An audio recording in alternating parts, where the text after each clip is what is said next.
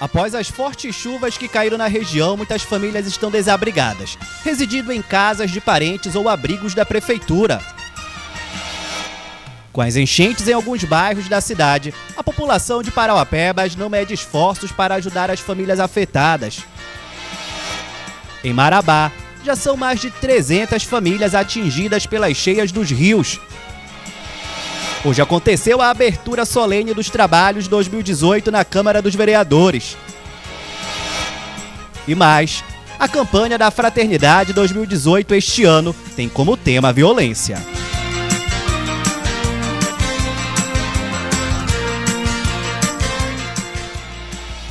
Quinta-feira, 15 de fevereiro.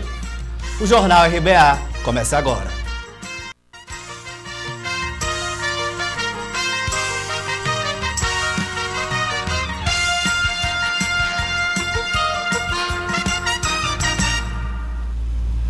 Boa tarde.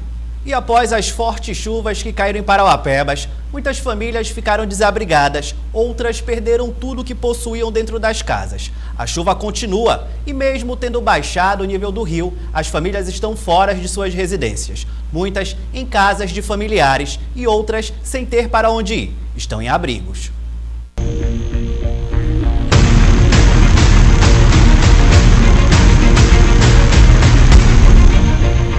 Era a véspera da festa mais aguardada pela maioria dos brasileiros, o Carnaval.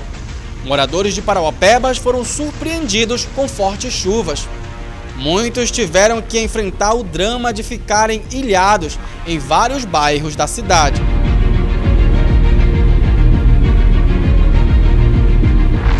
A cena foi de terror, a chuva não parou, entrou em casas, ruas, comércios e até igreja. Eu estou aqui em uma residência localizada na rua Olavo Bilac, no Liberdade. Nós vamos conversar com a moradora, como vocês podem ver aí, roupas que foram perdidas, sapatos, cadeiras, muitas coisas aqui, cadernos, muitas coisas perdidas dentro dessa residência. Eu vou conversar aqui com a dona da casa, ela que está aqui na porta da sua casa, da sua residência. A dona Francineide, conta pra gente como é que foi esse momento quando as águas começaram a invadir a sua casa.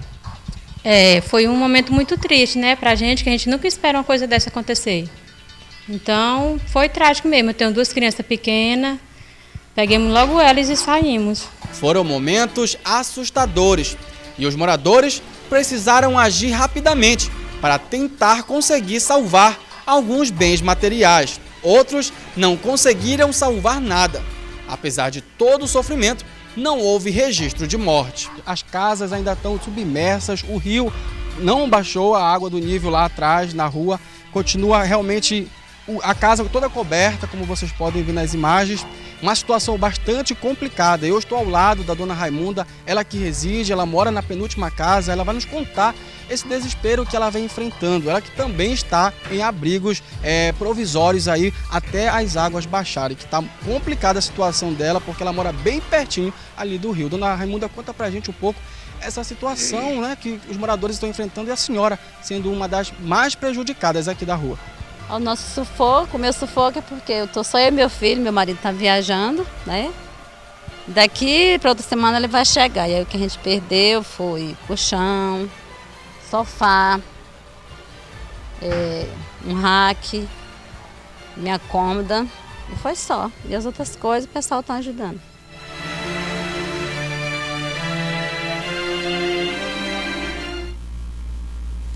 E devido às enchentes, muitos voluntários decidiram se unir para ajudar as vítimas que ficaram desalojadas. Uma grande mobilização se formou nos 4 cantos da cidade, numa verdadeira corrente do bem. Roupas, calçados, utensílios para casa e alimentos. Tudo doado pela população, que, sensibilizada com a situação dos desabrigados das enchentes, vem mostrando solidariedade às vítimas do desastre natural. As doações estão sendo feitas na Escola Chico Mendes, localizada no bairro Cidade Nova, onde dezenas de voluntários estão trabalhando em prol das vítimas.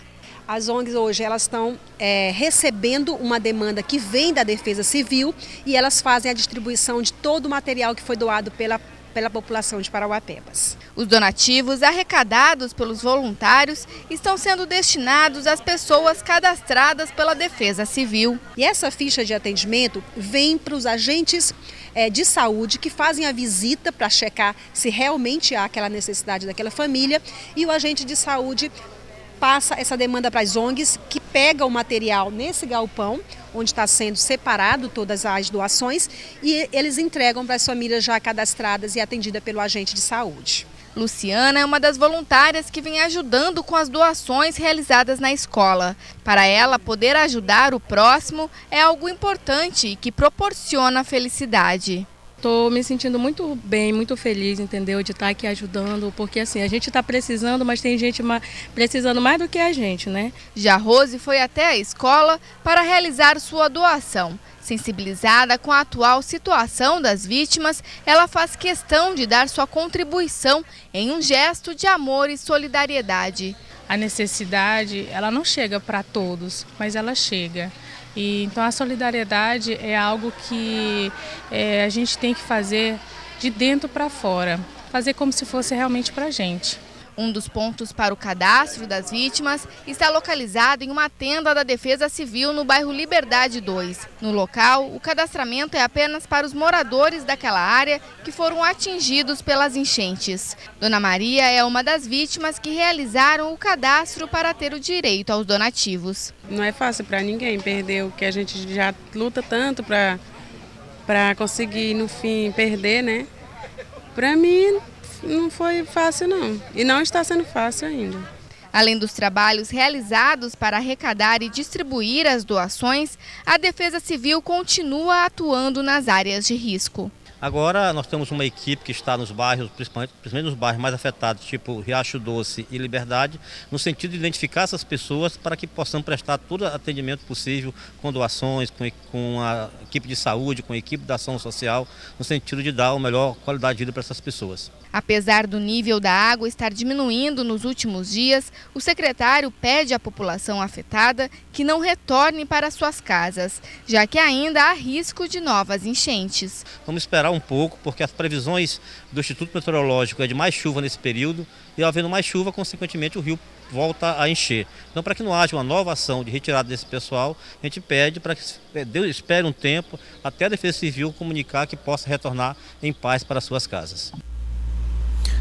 E em Marabá, com a situação da cheia dos rios na região, muitos municípios já decretaram situação de emergência.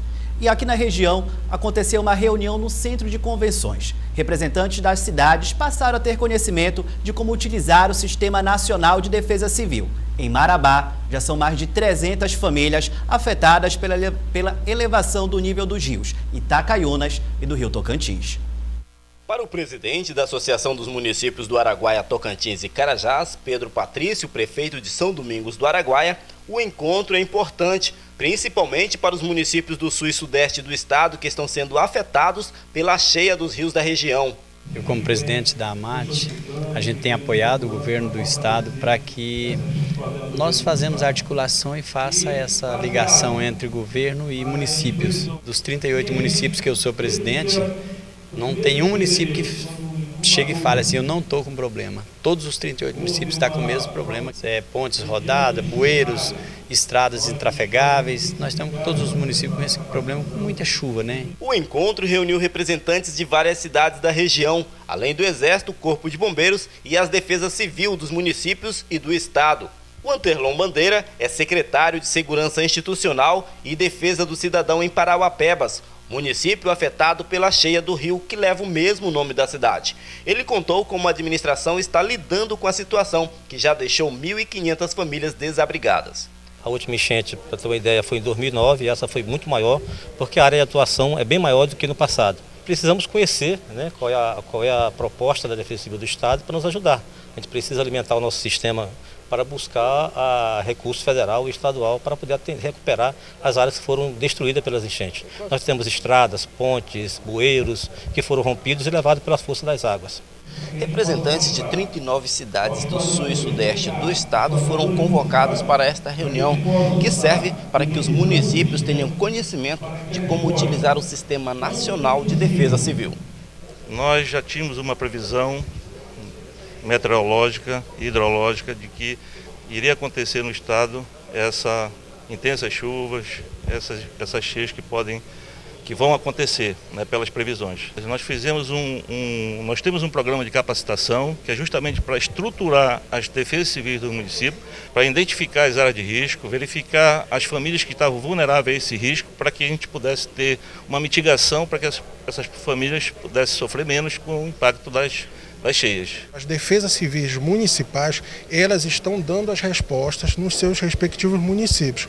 O nosso papel agora é fortalecer, apresentar as políticas públicas que cada município, ao lançar da forma adequada e ser homologado o seu estado de emergência, ele vai receber e acessar essas políticas públicas. Então é um momento de orientação, de capacitação, né, numa política integrada, a política dos municípios sustentáveis, que é de orientação à gestão municipal. As chuvas intensas das últimas semanas na região têm causado a elevação dos níveis dos rios que cortam o Marabá. O Tocantins atingiu os 11 metros nesta quarta-feira e pelo menos 300 famílias já foram afetadas. A administração municipal decretou situação de emergência e abrigos foram construídos nos núcleos Cidade Nova e na Marabá Pioneira para acolher os atingidos pela enchente. E no próximo bloco você vai acompanhar que hoje aconteceu a abertura dos trabalhos 2018 do Legislativo. E ainda, famílias da área do Palafita estão desmontando as casas. Agora são 6 horas e 3 minutos. A gente vai para o intervalo e volta já já.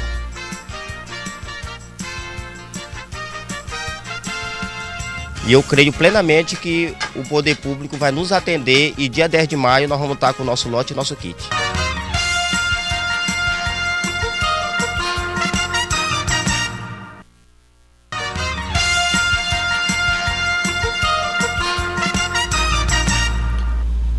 E hoje pela manhã aconteceu na Câmara de Vereadores a sessão solene marcando o início dos trabalhos do Legislativo 2018. A nossa equipe de reportagem esteve acompanhando.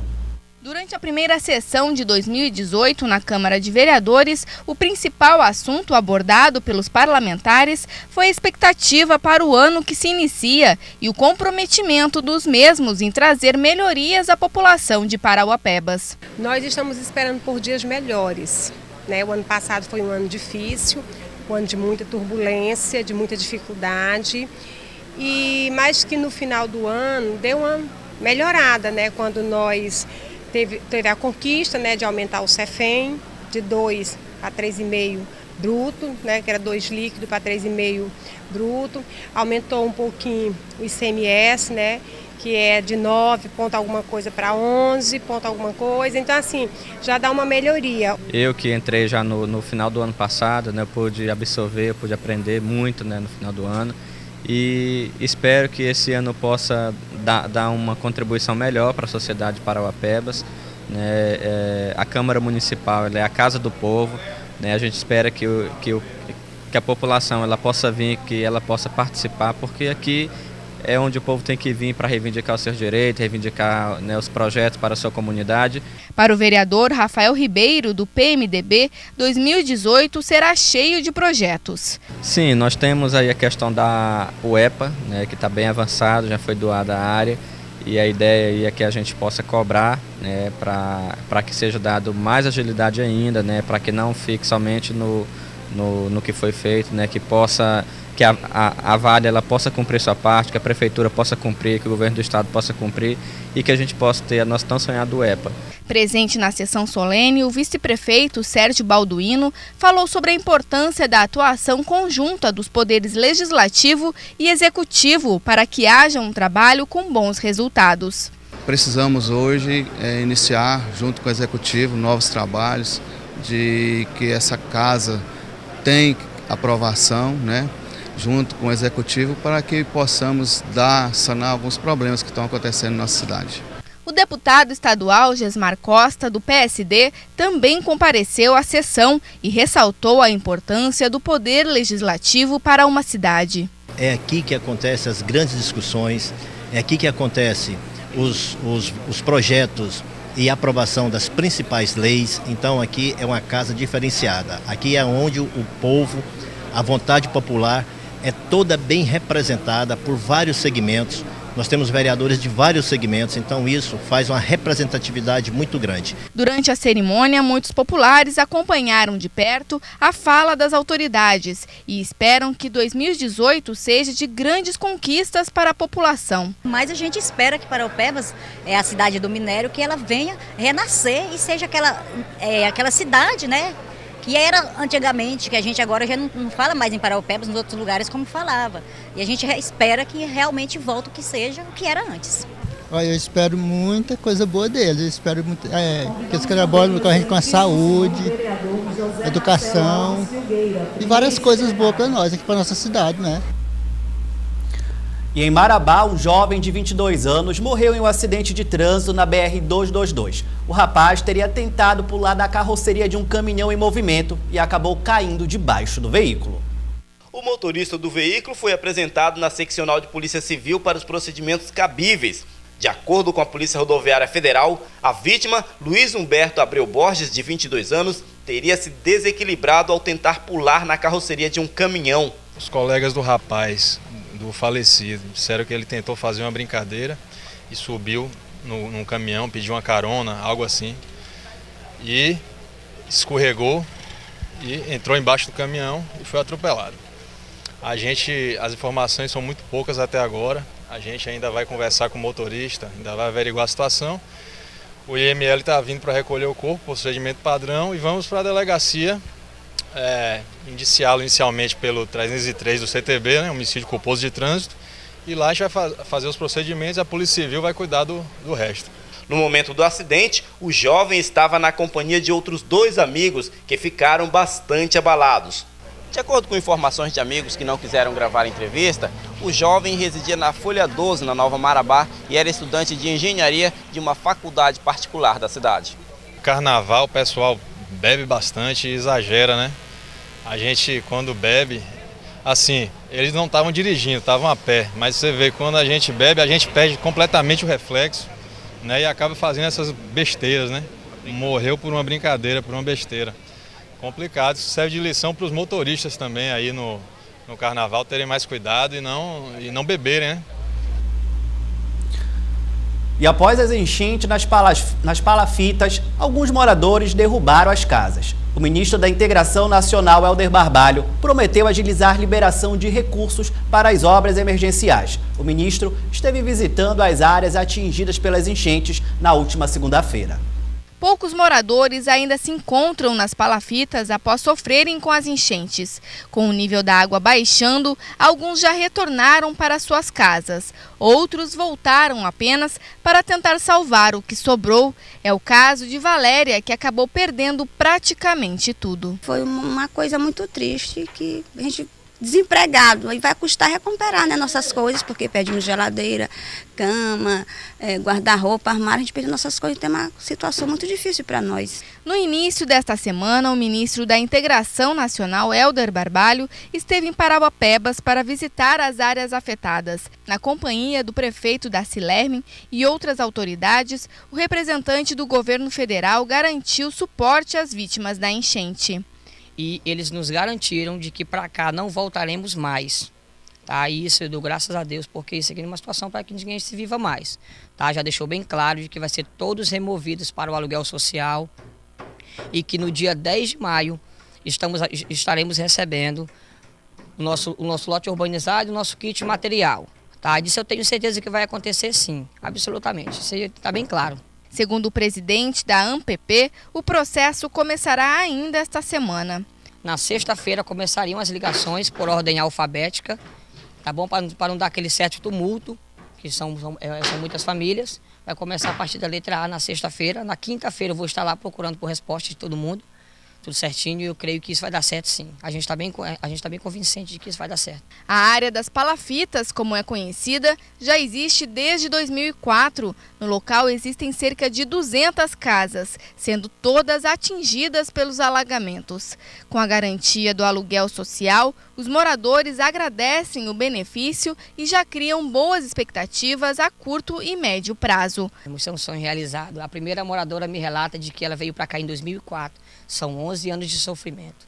São 11 anos, isso não é vida para ninguém não, mas hoje se concretizou.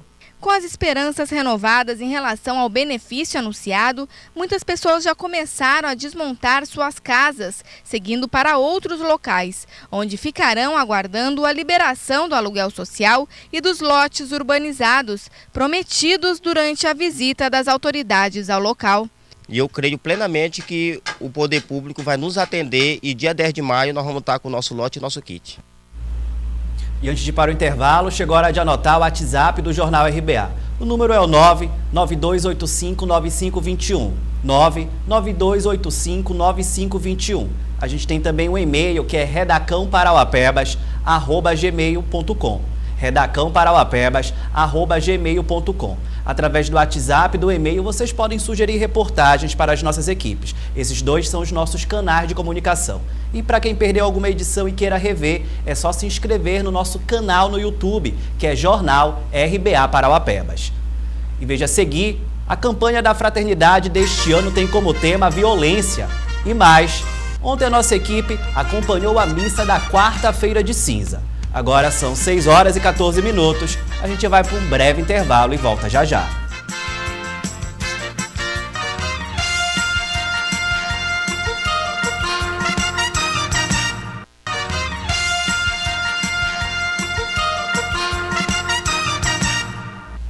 Já estamos de volta e agora a gente fala do lançamento da campanha da fraternidade. A Conferência Nacional dos Bispos do Brasil, CNBB, lançou ontem a campanha da Fraternidade 2018, com o tema Fraternidade superando e superação da violência. O documento aponta formas e tipos de violência no Brasil, dando destaque às práticas contra os negros, os jovens e as mulheres. A campanha realizada pela Igreja Católica acontece todos os anos no Brasil. Criada em 1962, ela tem início na quarta-feira de cinzas, quando começa o período da Quaresma. Então, a campanha da fraternidade é um gesto concreto que a Igreja Católica vem trabalhando nos últimos anos, dentro da Quaresma, como uma forma também de estender esse tempo de oração, de penitência, de jejum, de caridade, para uma problemática sempre atual. Em cada edição, um tema é abordado. Este ano, o assunto escolhido pela Conferência Nacional dos Bispos do Brasil, CNBB, foi a violência. A temática desse ano é fraternidade e superação da violência. E o lema, vós sois todos irmãos, inspirados pelo Evangelho de Mateus, onde a Igreja nos proporciona não só um levantamento da violência, como também a superação a partir de um ato de solidariedade de todos nós, tendo em vista que somos filhos de um mesmo Pai. Durante o período de 40 dias, tempo de duração da Quaresma até o domingo de Páscoa, uma vasta programação é realizada em cima da temática escolhida. Todos nós somos chamados, a partir das pastorais, dos movimentos, a nível mesmo de paróquia, a estar trabalhando e levando para a sociedade toda essa discussão e todo o empenho para que nós possamos ter uma cultura de paz, de amor à vida e de respeito ao próximo. A campanha foi lançada na quarta-feira de cinzas. Na ocasião, o Papa Francisco enviou uma mensagem a todos os fiéis. Ouvimos uma chamada e devemos responder a essa chamada, a romper a espiral do ódio e da violência, a rompê-la com uma única palavra, irmãos. Mas para dizer essa palavra, devemos todos levantar os olhos ao céu e reconhecer-nos filhos de um único Pai. E ontem aconteceu a celebração da quarta-feira de cinzas pela Igreja Católica, que inicia o período da Quaresma, dias de reflexão para a comunidade católica. Modelo de oração de vida vos guie nesta caminhada quaresmal a uma verdadeira conversão. A tradicional quarta-feira de cinzas representa o primeiro dia da Quaresma no calendário gregoriano, conhecida também por Dia das Cinzas. Esta é uma data bastante comemorada pela comunidade católica. Esse rito da quarta-feira de cinzas, de pegarmos as cinzas e marcarmos a fronte das pessoas, quer nos lembrar o livro de Gênesis, somos pó do pó um dia voltaremos também. E a gente pede, através dessa missa, a Deus que nos acompanhe nesta caminhada quaresmal. A data é um símbolo do dever de conversão e da mudança de vida, para recordar a passageira fragilidade da vida humana sujeita à morte. E à luz do Evangelho, idealizar um mundo mais justo, mais fraterno, mais solidário, onde possamos de verdade vencer a violência. Os fiéis que se fizeram presentes na missa de cinza nos falam da importância em participar deste ato. Além de nos retornar ao que nós somos, como a gente meditava na homilia, na palavra de Gênesis, nós viemos do pó e ao pó voltaremos, um tempo de jejum, penitência, oração, ao qual é para nos converter o nosso coração ao coração de Jesus Cristo. Então, a missa de hoje é muito importante porque inicia esse tempo quaresmal. E para poder iniciar esse período de reflexão, de nos conduzir à mudança e à conversão do nosso coração, de podermos relembrar que nós temos que ser moldados, que nós temos que nos configurar ao Cristo. E nós precisamos viver a nossa vida com Deus. Então, a gente, enquanto nós estiver participando, a gente está livre de muitas coisas que, como nós diz, que não tem coisas erradas. Na quarta-feira de cinzas é aconselhado que os fiéis façam um jejum e não comam carne. A tradicional data já existe há muitos anos e tem como propósito fazer com que os fiéis tomem parte do sacrifício de Jesus. Agora você fica com o Jornal da Band. Boa noite.